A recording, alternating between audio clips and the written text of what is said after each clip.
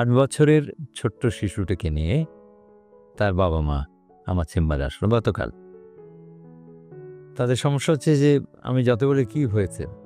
বলে, "sir infection সারছে না। এই যে এত ওষুধ খাওয়াচ্ছি, অ্যান্টিবায়োটিক খাওয়াচ্ছি, ইনফেকশন সারছে না।" আমি বাচ্চাটাকে পেটে হাত দিয়ে দেখলাম যে তলপেটটা ফুলে আছে। আমি বললাম যে, "সমস্যাটা কি বলেন? ও পেশাব করতে পারে?" বলে, "হ্যাঁ, পেশাব করতে পারে না, সারাক্ষণ পেশাব করতে থাকে। পেশাব কাপড়ে পড়তেই থাকে।" আমি বললাম যে, "পেশাব করতে তো থাকে, কিন্তু স্বাভাবিকভাবে পেশাব করে?" বাবা-মা সেটাও রং ইনফরমেশন দিল যে হ্যাঁ, সে স্বাভাবিক পেশাব করতে পারে। স্বাভাবিক যদি পেশাব কেউ করতে পারে তাহলে তলপেটে প্রস্রাব জমে থাকার কোনো কথা নয়। আমি তলপেটে হাত দিয়ে দেখলাম যে তলপেট ভর্তি প্রস্রাব। তার মানে সে স্বাভাবিক প্রস্রাব করে না, ট্যাপায় পেশাব করে, যেটা ছোট শিশুদের হওয়ার কথা। তার মানে তার 2 মাস বয়সেই বাচ্চাটাকে নিয়ে আসার কথা তার বাবা-মার।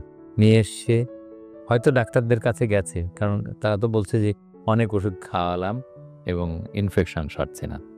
এই বাচ্চাটির তারপরে আমরা RGU, MCU, তার আগে কিন্তু তার অনেক রকম টেস্ট করা হয়েছে। যেমন এই বাচ্চার কিডনির পরীক্ষাও হয়েছে, মানে সিটি স্ক্যানও হয়েছে, ডিটিপির এনোগ্রামও হয়েছে। অথচ সে প্রস্রাব করতে পারে কি পারে না এটাই দেখা হয় নাই।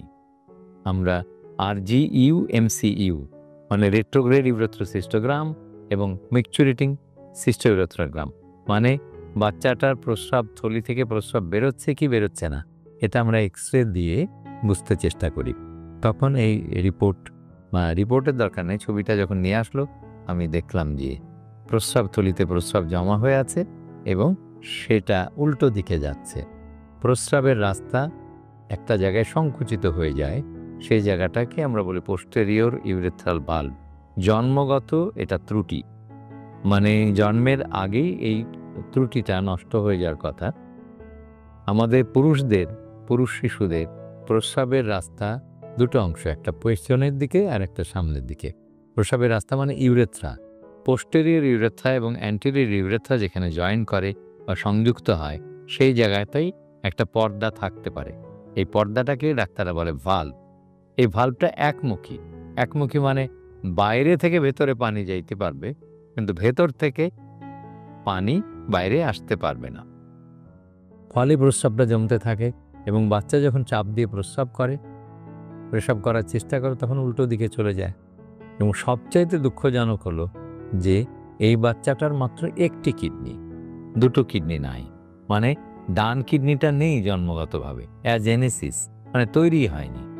আর বাম কিডনিটা যেটা আছে সেটার দিকে উল্টো দিক থেকে, মানে প্রস্রাব থলির থেকে প্রস্রাব চলে যাচ্ছে কিডনির দিকে।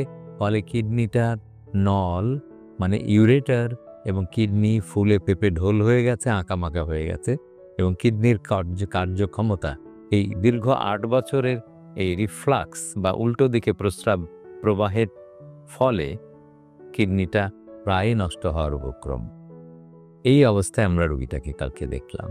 দেখেন কত সহজ একটা রোগ, যেটা যদি মা 2 মাস বয়সে এসে ডাক্তারকে বলতো যে আমার বাচ্চা পেশাব করে না, জোরে, একটা পুরুষ বাচ্চা তো পেশাব করলে স্ট্রিম হবে, একটা ঝর্ণার মতন সাঁই করে দূরে চলে যাবে, কিন্তু এই বাচ্চাটার প্রস্রাব যেত না, দূরে যেত না। সেই কথাটা যদি সে ডাক্তারের কাছে বলতো, অথবা ডাক্তার যদি জিজ্ঞেস করতো যে আপনার সন্তানের প্রস্রাব কি দূরে যায় নাকি কাছে, ভাঙা ট্যাপের মতন, মানে ভাঙা ট্যাপ কল থাকে না বাথরুমের মধ্যে, অনবরত পানি পড়তেই থাকে ফোটায় ট্যাপ ট্যাপ ট্যাপ ট্যাপ করে পড়তেই থাকে, সেই রকম প্রস্রাব করতে বাচ্চাটা।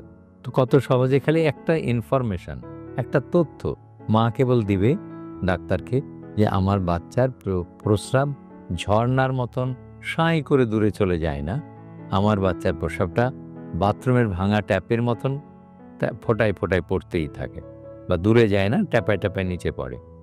তাহলে এই কথাটা বললেই কিন্তু ডাক্তার খুব সহজে রোগটা ধরে ফেলে। আর রোগী যদি না বলে, রোগীর মা যদি না বলে, ডাক্তারেরই উচিত জিজ্ঞেস করা যে আপনার শিশুর প্রস্রাবটা কি দূরে চলে যায় নাকি কাছেই ট্যাপায় পড়ে। তাহলে মা তখন আগে না দেখলেও পরে দেখে এসে ডাক্তারকে বলতে পারে। আগে না দেখলেও কেন বলছি, কারণ এখন জন্মর পরপরই অনেক মা বাচ্চাদেরকে ডায়াপার, এক ধরনের, মানে বিজ্ঞাপনে আমরা দেখি, আমরা তো কখনো ডায়াপার পরে বড় হইনি, আমাদের সন্তানকেও আমি অন্তত ডায়াপার পরতে দিইনি। ডায়াপার পরলে পরে বাইরে সে প্রস্রাব কেমনে হচ্ছে, কিভাবে হচ্ছে, কখন পায়খানা হলো, প্রস্রাব হলো কিছুই বোঝার উপায় নেই। সব ওই কাপড়ের মধ্যে মেখে থেকে যাবে। পরে আপনি সারাদিন পরে একবার হয়তো পরিষ্কার করছেন। এটা একটা অস্বাস্থ্যকর পদ্ধতি। তো সুতরাং মা দেখতে পায় না যে কিভাবে বাচ্চাটা পেশাব করে। ওই ডায়াপারের মধ্যেই পেশাব করে, ডায়াপারের মধ্যেই থাকে। তো এখন এইভাবে করতে, করতে বাচ্চাটার বয়স এখন হয়ে গেছে ৮ বছর এবং তার একটি মাত্র কিডনি, সেটিও মারাত্মক দুর্যোগের মুখে আছে। তো তাহলে তার জীবনটা কিভাবে চলবে? এটি প্রশ্ন যে পোস্টেরিয়র ইউরেথ্রাল ভালভ খুব সহজ একটা রোগ, যেটা ২ মাস, ৩ মাস, ৪ মাস, ৫ মাসের মধ্যে খুব সহজে একটা পেট না কেটে, কোথাও না কিছু না কেটে, না ছিন্ন করে, মুসলমানের চাইতেও সহজ একটা অপারেশন। সেটা একটা মেশিন দিয়ে এই পর্দাটাকে ছিন্ন করে দেয়া। এই কাজটাই যদি সময় মতো হতো, তাহলেই এই বাচ্চার কিডনিটা, একটা মাত্র কিডনি, সেটাও আক্রান্ত হতো না। বাচ্চা সুস্থ থাকতে পারত।